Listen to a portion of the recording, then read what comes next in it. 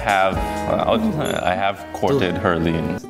Not just to Herlene, but to her parents as well, to her friends and family, to everyone close to Herlene.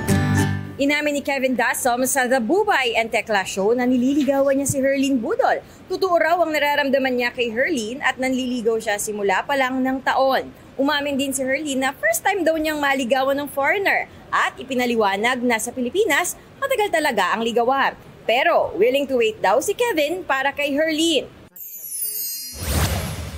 Beating his personal record ang goal pero umuwi ring panalo si Christopher Martin. Second placer siya sa triathlon sa Clark, Pampanga.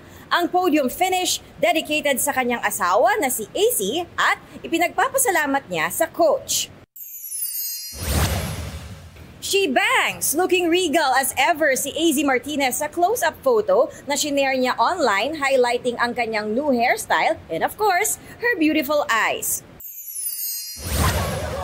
Nakita ang softness ni Dustin Yu nang maging emotional sa isang fan meet. Naiyak siya sa mga mensahe mula sa kanyang dumadaming solid fans.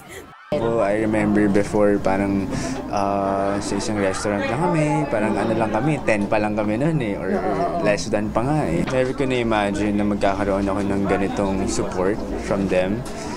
And like ko nga siya iniisip pagka uwi ko sa bahay na grabe yung love na binibigay nila sa akin. Athena Imperial nagbabalita para sa GMA Integrated News.